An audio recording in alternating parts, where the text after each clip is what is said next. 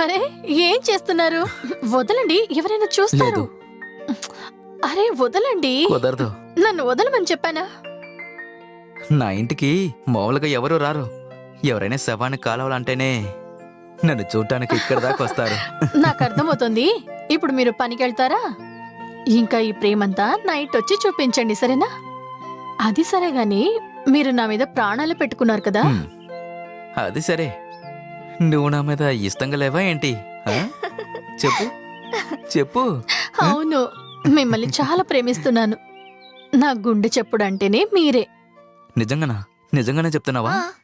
అరే లోకేష్, లోకేష్, హరి అన్నయ్య వచ్చేసారు, మీరు త్వరగా వెళ్ళండి. రండన్నా. ఏమైంది? నేను శ్మశానానికే బయలుదేరుతున్నాను. ఏదైనా శవం వచ్చిందా ఏంటి? ఒక శవం కాల్చాలరా. నేను చెప్తాను రారా. ఏంటి ఏమైంది? ముందు శ్మశానానికి రారా, అక్కడికి వస్తే అంత అర్థం అవుద్ది. సరే వస్తాను, వెళ్దాం. తొందరగా రా. బంగారం, నేను పనికి వెళ్ళొస్తాను.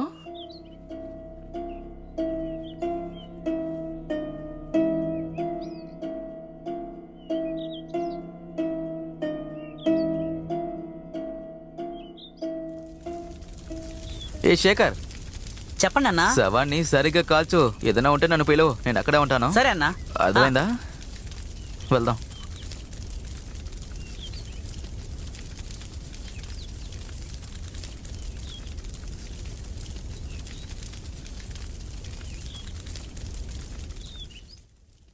ఆ శవాన్ని చూసావు కదా, దాన్ని ఏదో ఒక మృగమే కొట్టిందంట. కానీ పోలీసులు ఎవరో మనుషులు చేశారనే సందేహపడుతున్నారు. మృగం కాదంట. విచారణ ఇప్పుడే స్టార్ట్ చేశారు. అలాగైతే హత్య. ఎవరో ఒకరు హత్య చేసి ఇక్కడ వేశారు.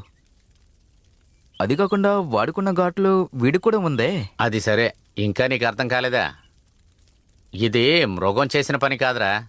ముందు పక్క ఊర్లో జరిగింది, ఇప్పుడు మన ఊర్లో జరిగింది. కానీ ఇవన్నీ మన ఊర్లో ఎవరు చేస్తారు? అది కాకుండా ఇవన్నీ చేయటం వల్ల అసలు ఏంటి ప్రయోజనం? ఒకవేళ ఇదంతా చేస్తుంది ఎవరైనా మనిషా, లేక వేరేదైనా అయి ఉంటుందా? ఒకవేళ మనిషి అయి ఉంటే మెడ భాగంలో ఇటువంటి గుర్తేమైనా ఉంటుందా? కానీ అది ఒక మృగం చేసిన పని అయితే చనిపోయిన వాడి సిచ్యువేషను చాలా మోసంగా ఉంటుంది. అది కాదంటే ఈ ప్రేతాత్మలు, దెయ్యాలు, భూతాలు అటువంటివి ఏమైనా అయి ఉంటాయి. అరే ఏం మాట్లాడుతున్నారు మీరు? నేను రాత్రి పగలు శవాలతోనే పనిచేస్తున్నాను. నిజంగానే ఈ భూతాలు దెయ్యాలని ఏమీ లేవు. ఒకవేళ నిజంగానే దెయ్యాలు భూతాలు ఉంటే నాకు తెలియకుండా ఉంటుందా ఏంటి? అరే ఈ లోకంలో ఇటువంటి విషయాలు చాలా జరుగుతాయి. ఇటువంటివన్నీ మన ఇద్దరికీ అర్థం కానివేరా. వీటన్నిటికీ బదులు ఒక అతను ఇవ్వగలడు. ఎవరు? మీరు ఎవరి గురించి చెప్తున్నారు? అతను ఒక పూజారి. మనం అతను చూడటానికి రేపు వెళ్ళాలి.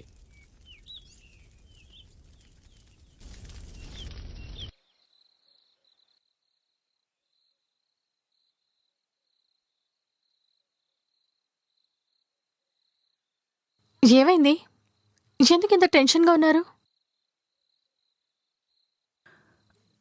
అది ఏంటంటే ఇవాళ శ్మశానానికి ఒక శవం వచ్చింది. అది చాలా వ్యత్యాసంగా ఉంది. అది సరేగానే బంగారం, ఈ దెయ్యాలు, భూతాలు, పిశాసాలు ఇలాంటి విషయాలపైన నీకు నమ్మకం ఉందా? అరే మీరెందుకని ఇప్పుడు దీని గురించి ఆలోచిస్తూ ఉన్నారు? ఒకవేళ అది కూడా కావచ్చేమో, కానీ అదంతా దాని ప్లేస్లోనే ఉంటుంది. దానివల్ల మీకేంటి? మీకెలాంటి సమస్య లేదు కదా. నన్ను ఇలా చూడండి. ఇలాంటి విషయాల గురించి ఆలోచించడం చాలా తప్పు. ఇప్పుడే నువ్వు కరెక్ట్గా చెప్పావు. నేను కూడా అవసరం లేకుండా చాలా విషయాలు ఆలోచిస్తున్నాను అనుకుంటా.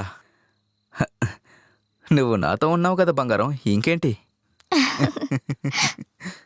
అది సరేగాని నేనొకటి అడగనా? మీరు డబ్బులు, ఆస్తి ఏదైనా దాచుంచారా? ఇంకా మీరెందుకని ప్రభుత్వ ఉద్యోగానికి ఏదైనా ప్రయత్నించకూడదు? ప్రభుత్వ ఉద్యోగమా? ఇడు చూడు, నాకు చదవటం రాయటం కూడా తెలియదు. నాకు ఎవడు ఉద్యోగం ఇస్తాడు? ప్రయత్నించి చూడండి. సరే ఇలా చూడండి, ప్రస్తుతానికి మనం ఇద్దరున్నాం.